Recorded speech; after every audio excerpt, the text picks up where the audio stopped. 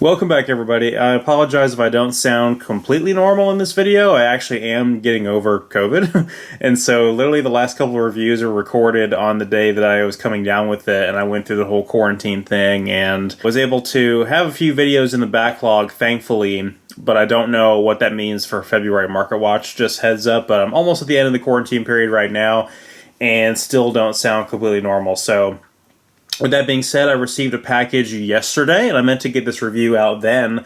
And so we finally have the Zoids Wild kits that have been licensed and picked up by Hasbro and released here in America, in stores, online, for kids of the modern era to enjoy, just like we did all the way back in 2002. So for the first time in however many years, Zoids are finally back. The brand is back in the U.S., and we'll see how they do. I'm really not sure about it. I've talked about it in several other videos as far as what I think in terms of whether or not the Zoids brand, specifically the Zoids Wild kits, will be successful in America. I honestly don't think they will. I don't think that kids will find these all that appealing. And that has really nothing to do with their quality so much as it has to do with just what kids are into these days. I don't feel like personally that kids are into these types of building toys as much as they were back in the day. So, but we'll see what happens. So the specific kits I have right now, I ordered these two and also the Wild Liger so I could do a direct comparison between the English and the Japanese Takara Tomy one. But Hasbro sent me an email and said that the Wild Liger was delayed, and then it will ship out probably in a few weeks. So we'll see what happens there. But they did send me the wind-up ones. So over here on the left, we have Scorpear in the Japanese version, which is known as Needle in the English version. And on the right, we have Spideath, which is now known as Phobia in the English version. And I do obviously prefer the Japanese names a little bit, but I think these English names are still very fitting. And this is actually the first time, really, that they have localized the names of the Zoids in the Chaotic Century anime, New Century Zero anime, even the Fusers era.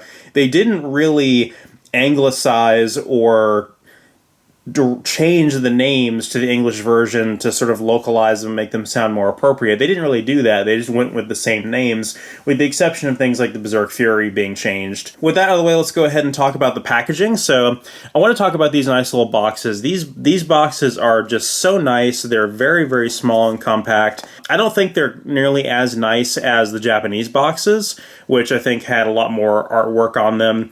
And this is sort of a CG model on here of the American version of the kit, which features, of course, the painted pilot, which we'll talk about.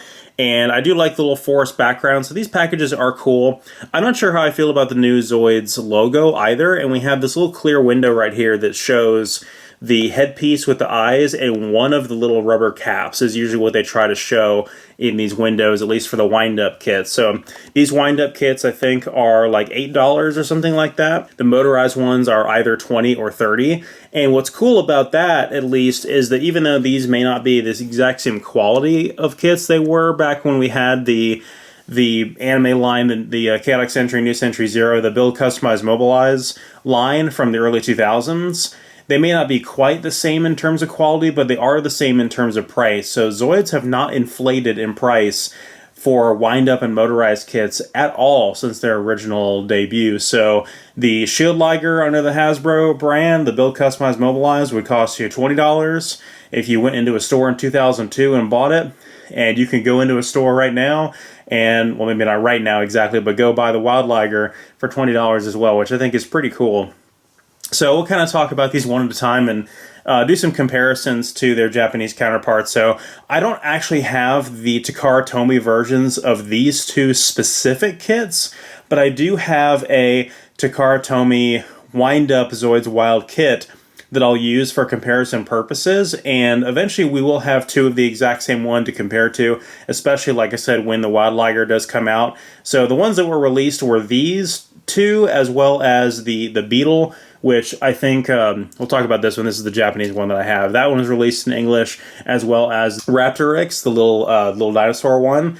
And then the rest of Wave 1, I think, is going to release a little bit later.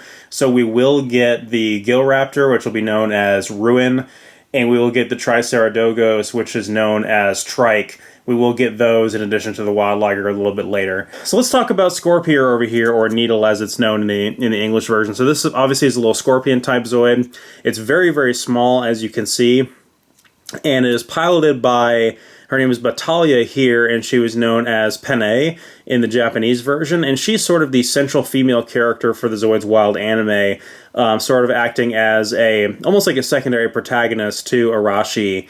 Her backstory is that she was actually orphaned as a child by bandits that killed her family, and she was forced to kind of go out into the wild and tame a Zoid and sort of find her own way in that regard.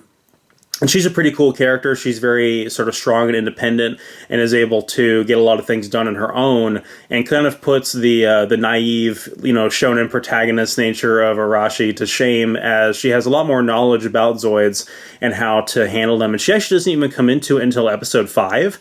But when she does, she's a pretty nice character, actually. I like her quite a bit. We also have the Needle Zoid in the video game Zoids Wild King of the Blast.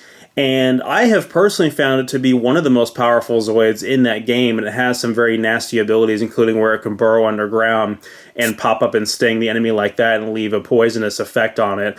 So I think that's pretty cool. In terms of the changes made to the model kit from the Japanese Takara Tomy version and this version, some people have done some side-by-side comparisons on the Zoids Collectors group, and we can see that the plastic is molded a bit differently. I think the feet here, the legs, were solid black on the Japanese version and are now in this sort of gray plastic on the English version, and the red is a slightly different color as well. Something about this to me just makes me feel like the plastic that makes up the red here is very thin and soft, and maybe that's not entirely accurate. If I had the Japanese Scorpear version, I could probably tell.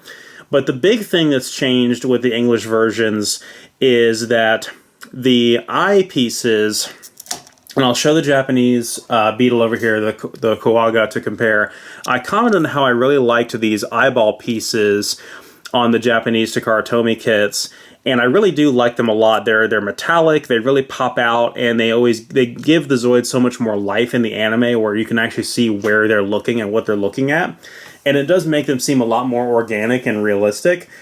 But what they've done with the English versions is they've just sort of molded those eyes into the face piece, and so those eyes do not come out. They're permanently affixed in there. The same thing with Phobia. These 4 eyes are already in there. They're not metallic in any kind of way, which is a little bit of a shame, but they still look pretty cool. And the big thing, of course, are these new sculpts and painted pilots, instead of just having the generic translucent pilot like on the Japanese versions. This was the big thing that they emphasized with these new versions, was they were actually going to have the characters from the anime be on these kits. And I think that's a really nice touch, and it does give it some more collectability over just the Takara Tomy versions. But they're not, strictly speaking, a positive in every single aspect. So they do look nice, and they do manage to capture the detail of the characters from the anime pretty well. I think the faces look pretty good, but they're made out of this very soft, flexible plastic compared to the Japanese versions. And so what that does is, as you can see, it's got a little bit of give to it there. And so it has a much harder time fitting into the peg holes where the pilot sits on these compared to the Japanese version. The Japanese version, having this very rigid plastic, the pegs sort of fit in there much more snug, and they don't pop out nearly as easily. So even though the generic clear pilots that people don't really care for on the Japanese versions, even though they are, generic and clear and people don't really like them very much, they are a lot more sturdy. So there is that. I also wanted to show one more thing about the packaging here, and we'll move on to Phobia. And so inside here is a cardboard insert very similar to the Japanese versions. Of course, it doesn't have that nice design on the cardboard. It's just kind of generic. But it comes with 2 other things. Of course, the manual, which is very simple. The manual is not as easy to read, I feel like, as the Japanese version is. I like the Japanese version a little bit better. But it also comes with this thing, which is supposed to be some kind of battle terrain map thing that you put the Zoid on, and they're supposed to fight on this, I guess. And that's a really cool little thing that they've thrown in there. Not exactly necessary, but I do think it's cool that they included that. And although I really feel like they are trying to add on a gimmick to these to make them seem like fighting toys that's not genuine. I feel like they should have marketed them more around the fact that you build them, and I feel like the marketing was just a little bit more strong, a little bit more genuine with the original Hasbro line, build, customize, mobilize. That was more truthful to what the product was actually like, because you wouldn't really want to use these to fight. I mean, they are model kits and they have wind-up motors, and I can imagine it would be very easy to break them or have something go wrong with the wind-up motor to where they're just not going to be the same again after that. So I think it's pretty disingenuous to market these as toys you would fight with for kids, because I just don't think they're going to go over very well. I think they're going to break, and I don't think they were really meant for that with the original Japanese designs. And the previous branding really kind of stuck to that a little bit more faithfully. Something else I wanted to show off as we move over to Phobia over here in the packaging. I can't believe I forgot to show this, so I had the other packaging open. But in the manual itself, this is something I thought was a really cool addition. They did not have to do this. Is they've added pictures from the manga of the characters. So this is taken directly out of the manga.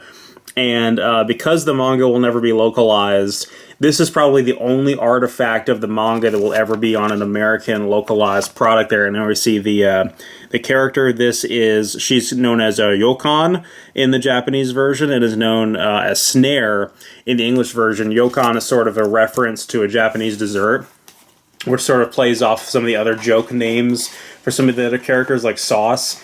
And of course, the Japanese or the English name is more of a direct reference to, the fact that, she uses a spider. And her character I actually don't know too much about, because her character doesn't come into it until all the way in episode 41, which is close to the end of the series. And initially, I think she has a little bit of a sort of antagonistic rival type of interaction with Battaglia here, but they eventually become friends and work together to the point to where in the video game as well, the Phobia Zoid, the Spider Zoid, is not actually playable on its own. But when you do the Wild Blast finisher with Needle, she sort of swoops in and participates in that finisher as well, which, as I said, is very effective in the game. So to kind of talk about this model kit a little bit itself, I quite like this one actually a little bit more from a build perspective than the Scorpion one. I think this one actually is designed a little bit better. One thing that was kind of unsettling to me about it as I was building it is how the individual legs just kind of sit in there very loose like that. I was like, what is that about? And I tried to tighten the caps and make sure I was putting them in the right direction. And it is intentional, because there's two little nubs on either side of each leg that stick out on the side, and that kind of allows that rolling rotation in there like that. But it's intentional, and I think it's to where, like I said, when you're sitting it on the ground and the legs go out like this, and you pick it up and the legs kind of fall down like that, very similarly to the feet on the Wild Liger then they kind of drop down when you pick it up, and it's supposed to give it a more realistic sort of spider-like look. But the actual joints where the legs connect to the body right here, that whole piece moves a little bit as well. But one of the things that's interesting is there's actually a piece that I unfortunately left it out of the frame here, but it's a piece that goes into the wind-up motor right here that rotates that back. I kind of do it with my finger a little bit there, but not really. And it winds back the wind-up motor, and it actually has these wheels right here that it moves on, and as it moves along, the legs move up and down. And I thought that was a really cool design. I probably should not hold it by the pilot there. It does have a free-spinning flywheel underneath here as well. And on the inside of this, when you're putting it together, you actually put each gear in there one by one. So you have the actual wind-up motor as one piece, and you have 3 gear pieces that you line up in sequence as you're building that. And I just thought that was really cool. I think from a build perspective, even though you can finish each of these in 5 minutes each, that the Phobia actually has a much more interesting build than the Needle does. But the one thing I will say about the look of it is there's this big open gap right here, which is kind of lame, and then this area down in here and back in here right behind the pilot is lacking in detail, and I feel it could benefit from a little bit of different color applications. You can kind of see on the box there how it's darker. I think that would look a little bit better. And then on the Japanese kit as well, the legs were black, and the caps underneath were green and not purple like the rest of the Zoid. I think the purple actually looks okay. It makes the eyes stand out that much more, but the Japanese version did have green caps and black feet to kind of give it more of a consistent look and probably a little bit of a spookier, scarier look. But overall, not too bad. So overall, I think these guys are pretty cool. I do want to kind of talk about a little bit of a comparison between the Japanese versions, and so what I plan to do is, this is the Kuwaga, the Beetle Zoid in the Japanese version, and it's called Pincer in the English version. This is one of the kits that did come out. We can kind of set all three of them down right here. But one of the things that I plan to do is, I did, again, order these off of the Hasbro Pulse website, and I think that's probably the best way to order them if you guys are interested in picking these up. But I don't know how plentiful these are going to be in actual physical retail stores. And so I'd like to test that theory. I'd like to just walk into a store and see if I can just buy this guy, the English version, which would be really cool to actually be able to walk into a store in America and buy a Zoid for the first time since, 2004 or whatever, when Fusers got canceled. And I want to actually do a proper side-by-side comparison with the English and the Japanese version. But to the skeptics out there that thought they were going to overly simplify these because dumb American kids, and they were going to make them into fighting toys because of the Zoids Mega Battlers brand thing, well, they didn't change them really at all. They recolored them a little bit. They changed the faces, and they added some resculpted, remolded pilots, and that's literally it. And that's exactly what I thought they were going to do. And if that bothers you, well, the Takara Tomy ones are not going anywhere. If these are also not your preference and you're still more so interested in building more high-end model kits like the HMM Kotobukiya high-end master model kits, that's fine, because those are not going anywhere either. I do think these are cool, and I'm glad that they are getting adapted into the American Hasbro license, and I do hope they do well. I don't think they will. I think they'll probably do this line, and then Hasbro will probably drop the Zoids license again if I had to guess. But if they do decide to pick up Zoids Wild 0, I feel like that will be a much more successful anime because it's a better anime, it's a little bit more mature, and the kits just look so much cooler.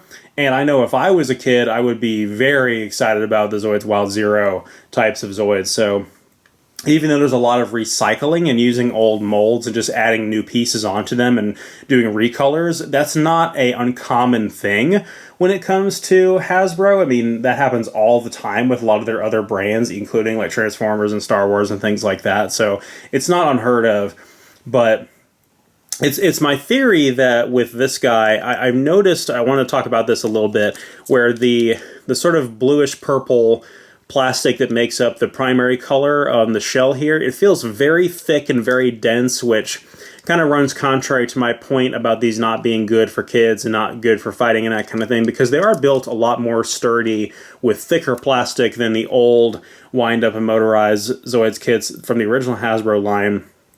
But it just feels like, to compare the Beetle here, the Kuwaga, to the needle here, the needle just feels so much more thin and flimsy on the red parts of the plastic there. And so I'm hoping to get the US version of the Kuwaga as well and kind of compare and see if that's just something about needle here or if it actually is true across all of the American Hasbro Zoids Wild kits, so they actually are made with a little bit of a quality disparity there. So we'll see what happens. Stay tuned for the American Wild Liger review.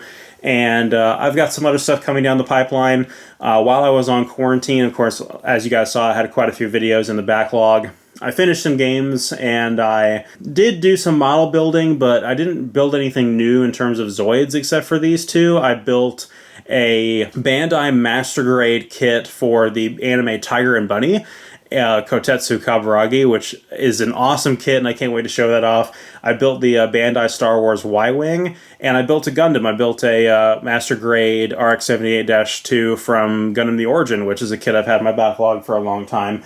I don't plan on doing any Gunpla reviews on this channel because Gundam has a much larger, much more vocal, and much more dominant fan base than Zoids does. And so my point in doing this is kind of just to give that same kind of vocal voice to Zoids. So anyway, thank you guys so much for watching. I'll see you guys next time with some more stuff coming down the pipeline. Do you guys miss the gaming content I used to do on this channel? Did you guys know this is actually my second channel? My wife Michelle and I over on the primary Star-Crossed Souls channel do gaming content as well as content about conventions and cosplay and some of the niche fandoms we're into such as Fire Emblem, Fate, and Yu-Gi-Oh! I'm also doing a retrospective series on the entire Type Moon series and all of the Fate works. It's a series I'm very proud of and has the highest amount of editing and production quality in anything I've ever done in my entire career of making videos. So if you guys are interested in checking that out, make sure to follow us on the main Star-Crossed Souls channel and follow Michelle and I on Instagram for her art projects and my cosplay projects. I'll see you guys next time.